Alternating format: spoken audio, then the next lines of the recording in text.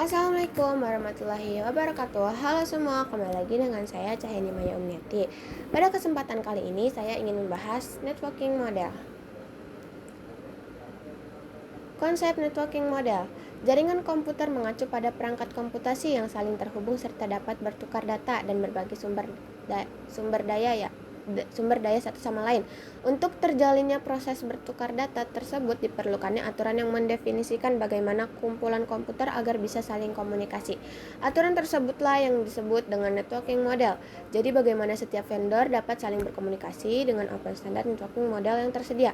Untuk saat ini open standard networking model yang tersedia dan terkenal ada dua ya teman-teman, yaitu TCP/IP model dan OSI model.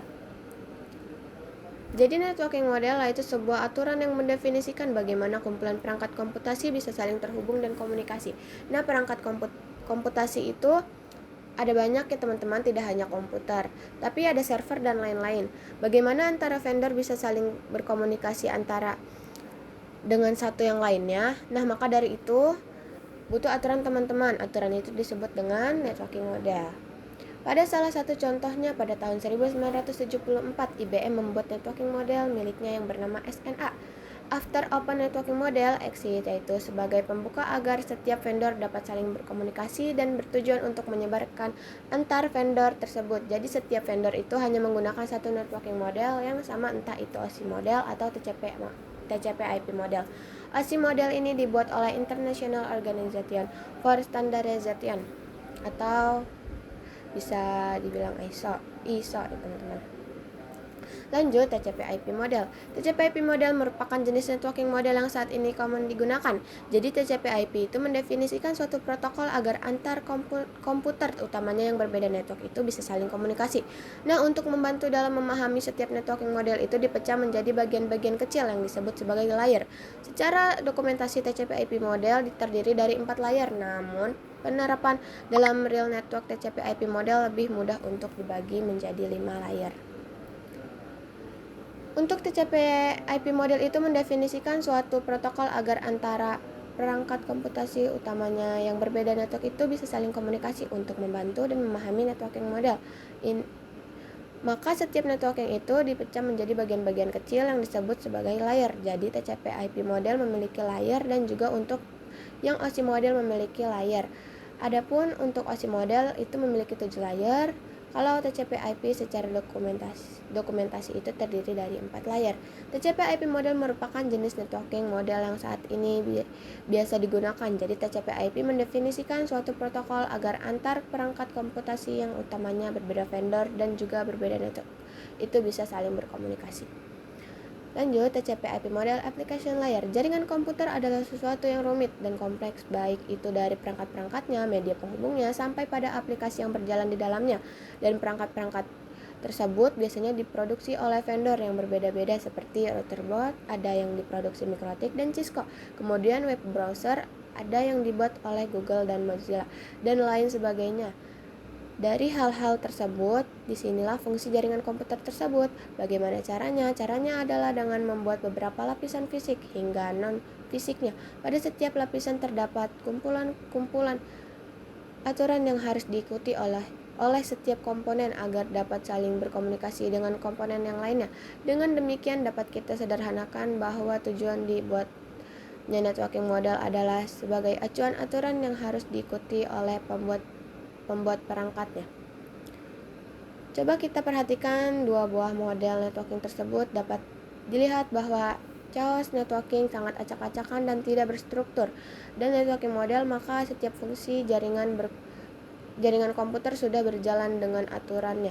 Bukan hanya untuk vendor, kita juga sebagai pengguna lebih dimudahkan dalam memahami. Langsung aja kita bahas pada layar pertama. Ini kita ambil contoh satu ya teman-teman, yaitu TCP/IP application layer.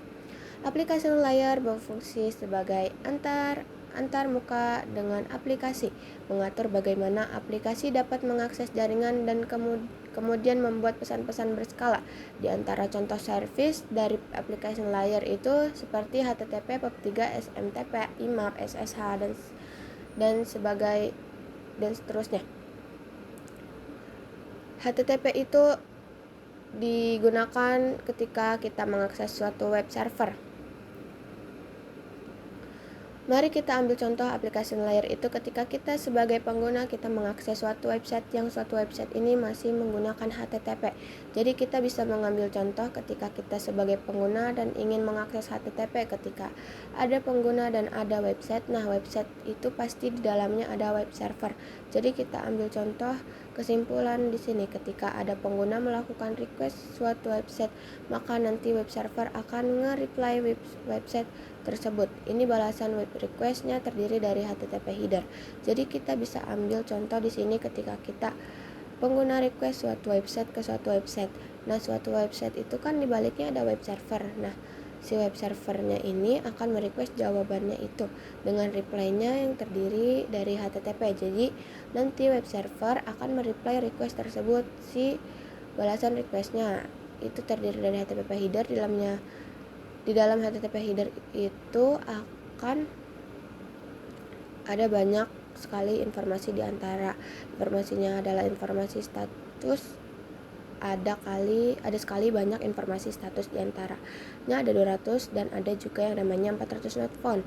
Nah, semisal 200 oke nih bahwa request yang dilakukan oleh klien itu berhasil, ataupun untuk 400 not found maka request yang dilakukan itu tidak berhasil kalau ada halaman websitenya. Jadi kita mengakses website dan terus ada halamannya, maka ini informasi statusnya ini merupakan 200. Tapi kalau kita mengasih suatu website dan tidak ada halamannya, maka itu jawabannya adalah 400 not found. Selanjutnya, selain HTTP header akan memberikan informasi seperti data yang sudah di request ya teman-teman. Jadi selain HTTP header, data yang diminta oleh klien akan diberi oleh web server. Kemudian contoh aplikasi layar itu tidak cuma HTTP. Kita bisa kasih contoh lain yaitu SMTP. SMTP ini buat untuk mengirim Gmail, kemudian untuk menerima Gmail. Itu biasanya menggunakan Gmail atau tidak POP3. Dan untuk melakukan akses remote biasa menggunakan SSH. Jadi setiap kita menggunakan komputer untuk melakukan apapun pada jaringan komputer itu, pasti komputer menggunakan aplikasi layar. Jadi memproses data dengan header berdasarkan protokolnya. Lanjut, TCP/IP Transport Layer. Fungsi dari Transport Layer adalah menyajikan atau memberikan servis kepada aplikasi layar transfer data. Untuk Transport Layer terdapat dua protokol yang sering digunakan, yaitu TCP dan UDP. Salah satu mekanisme yang disediakan oleh Transport Layer khususnya pada TCP itu adalah Error Recovery Mechanism. Protokol TCP dan UDP. TCP is more reliable. TCP digunakan untuk IP karena support error checking. UDP is more faster. UDP digunakan untuk video streaming, games, dan aplikasi lain yang membutuhkan kecepatan data. TCP dan UDP bukanlah satu-satunya protokol yang bekerja di atas IP, namun keduanya adalah yang paling banyak digunakan. Istilah yang umum digunakan TCP/IP mengacu pada TCP yang berjalan di atas IP. UDP yang berjalan di atas IP sebenarnya juga bisa disebut UDP/IP, meskipun istilah itu tidak umum digunakan.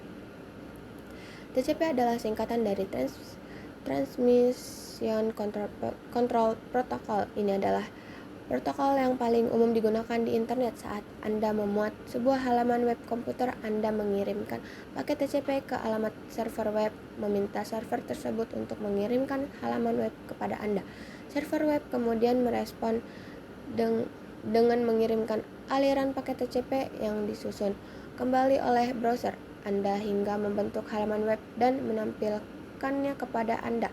Ketika Anda mengeklik tautan masuk login, mengirim komentar atau melakukan aktivitas lainnya, browser Anda mengirim paket TCP ke server dan server mengirim paket TCP kembali. TCP bukan komunikasi satu arah. Sistem tujuan juga mengirimkan paket kembali untuk memberi tahu bahwa paket telah diterima. TCP menjamin bahwa penerima akan menerima paket secara berurutan dengan cara memberikan nomor pada setiap paket. Penerima mengirim pesan kembali kepada pengirim untuk mengonfirmasi bahwa Pesan telah diterima. Jika pengirim tidak menerima respon yang benar, ia akan mengirim ulang paket tersebut untuk memastikan penerima benar-benar menerimanya. Paket juga diperiksa dari kesalahan error. TCP sangat menekankan pada keandalan paket yang dikirim dengan TCP dilacak sehingga tidak ada data yang hilang atau rusak selama proses pengiriman. Inilah alasan mengapa unduhan file tidak menjadi rusak meskipun terjadi gangguan jaringan. Tentu saja jika penerima benar-benar offline, komputer Anda akhirnya akan berhenti mencoba dan menampilkan pesan kesalahan bahwa tidak dapat berkomunikasi dengan host tujuan. UDP adalah singkatan dari User Datagram Protocol. Datagram pada dasarnya sama dengan paket informasi protokol UDP, bekerja mirip dengan TCP. Tetapi tanpa mekanisme pemeriksaan kesalahan yang rumit, semua proses komunikasi bolak-balik dan jaminan pengiriman pada TCP memang memperlambat proses saat menggunakan UDP. Paket hanya dikirim ke penerima. Pengirim tidak menunggu untuk memastikan apakah penerima menerima paket tersebut. Ia akan langsung terus mengirim paket berikutnya. Jika Anda sebagai penerima kehilangan beberapa paket UDP, maka paket tersebut tidak bisa diminta ulang. Tidak ada jaminan bahwa Anda menerima semua paket dan tidak ada cara untuk meminta ulang paket yang terlewat. Namun, dengan menghilangkan proses tambahan tersebut, komunikasi menjadi lebih cepat. UDP digunakan ketika kecepatan lebih diutamakan dan koneksi kesalahan tidak terlalu diperlukan. Misalnya, UDP sering digunakan untuk siaran langsung dan permainan daring online game. Lanjut, TCP/IP Network Layer. Untuk network layer hanya terdapat satu contoh, yaitu IP, dan IP menyediakan dua fitur yang sangat penting, yaitu addressing dan routing, yang dimana berfungsi untuk menangani konektivitas dan pemilahan jalur. Setiap perangkat jaringan memerlukan alamat unik di jaringan. Addressing. Jadi kalau addressing itu bahwa IP address itu sendiri, yaitu memberikan perangkat di jaringan komputer. Terus ada routing. Routing salah satu fitur yang disediakan pada IP di bagian network layer yang bekerja layaknya kantor pos mencari rute tercepat untuk sampai tujuan. IP Internet Protocol terdapat dalam network layer 3 layer OSI. Digunakan untuk komunikasi antar perangkat jaringan. Terdapat dua jenis IP address, ada IPv4 dan ada IPv6. Pengalamatan 32 bit. IPv4 menjadi 4 blok. Setiap bloknya ada 8 bit. Terus ada IPv6 pengalamatan 128 bit. IPv6 itu terbagi menjadi 8 blok. Setiap bloknya itu ada 16 bit ya teman-teman. Lanjut, TCP, IP, data link, dan physical layer. Data link layer mendefinisikan protokol yang dibutuhkan pada physical layer. Salah satu fitur pada data link layer ialah VCS, Frame Check Sequence, yaitu Error Detection Mechanism. Hanya mendeteksi error tanpa recovery. Addressing yang digunakan pada data link layer adalah MAC address. Physical layer mendefinisikan cabling pada suatu jaringan komputer, mendefinisikan secara fisik apa yang digunakan untuk menghubungkan antar device. Sebenarnya physical layer itu apa sih teman-teman? Physical layer itu mendefinisikan cabling pada suatu jaringan komputer. Jadi istilahnya mendefinisikan secara fisik apa yang digunakan untuk menghubungkan antar device. Nah, ada wired yang menggunakan kabel dan wireless yang tidak menggunakan kabel. Nah, kabel UTP untuk yang berbasis wired, sedangkan menggunakan gelombang elektromagnetik untuk yang berbasis wireless. Lanjut, encapsulation dan decapsulation. Encapsulation itu proses membungkus data dan header pada data di setiap layernya. Adapun decapsulation maka itu sebaliknya. Name of TCP/IP message. Application layer data, transport layer data tambah TCP header tambah IP segment, network layer data TCP header tambah IP paket, tambah data link layer data TCP header tambah IP tambah header dan data Taylor frame. Nah teman-teman, jika kita awalnya memiliki data berawal dari application layer yang kemudian diarahkan ke transport, layer ini ditambahkan TCP header teman-teman, ataupun UDP header, baik protokol TCP ataupun UDP, nanti bisa disesuaikan. Intinya ketika sudah sampai transport layer itu akan ditambahkan protokol TCP header, TCP header ataupun UDP header salah satu. Nah, pada bagian ini nama dari message ini adalah segmen teman-teman. Jadi ketika data sudah dibungkus dengan TCP header ataupun UDP header, maka bagian message ini adalah segmen. Kemudian ketika sudah sampai bagian transport layer dan ingin diteruskan ke layer berikutnya, yaitu layer network, dibagi menjadi networknya, ini akan ditambahkan dengan IP header. Jadi nama dari message pada layer ini dinamakan dengan IP paket. Jadi awal mulanya dari data terus transport layer ditambahkan dengan TCP header, dan di bagian network layer itu akan ditambahkan IP paket ketika kita arahkan ke data link layer, dan itu nanti akan ditambahkan data link header dan data link layer pada bagian ini. Nama pada message atau pesan pada layar ini dinamakan dengan frame, sehingga ketika mereka sudah sampai data link layar, ketika dia ingin masuk layar berikutnya, yaitu yang terakhir bagian physical layer, itu nanti sudah menjadi berbentuk bit. Jadi kalau misalkan teman-teman tahu jadi itu 0.1.0.1. Jadi ketika sudah sampai physical layer itu sudah berbentuk bit, jadi komunikasi komputer.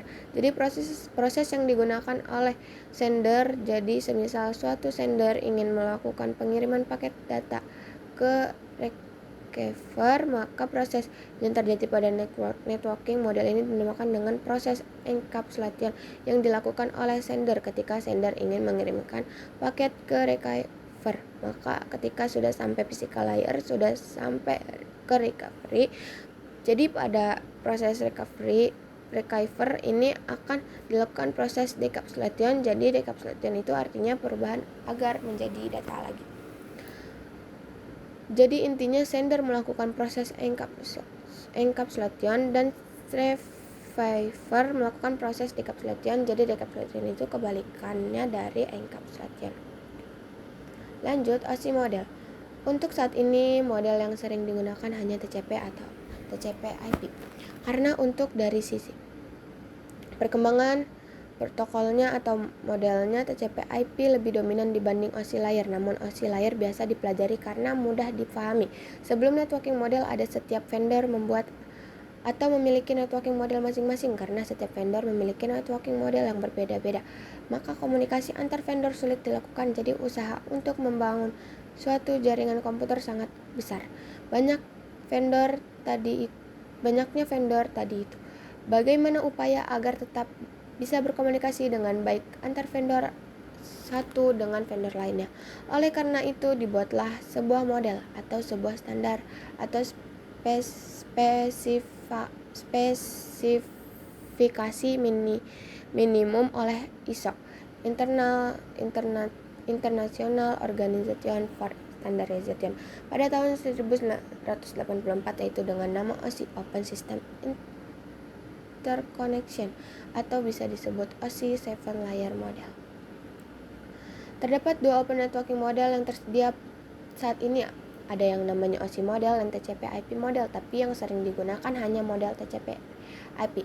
Nah, kenapa TCP/IP yang lebih sering digunakan saat ini dan kenapa OSI model tidak digunakan saat ini? Karena dari sisi perkembangan protokol dan model TCP/IP yang lebih dominan itu, mengapa semua vendor sudah menggunakan yang namanya TCP/IP dan tidak menggunakan OSI model, teman-teman? Terdapat 7 lapisan layer pada model OSI: application layer, presentation layer, session layer, transport layer, network layer, data link layer, physical layer. Lower layer berkaitan dengan user interface, data formatting, dan communication session 1-4. Upper layer berkaitan dengan bagaimana data itu mengalir 5-7. Segini saja dari saya. Terima kasih. Wassalamualaikum warahmatullahi wabarakatuh.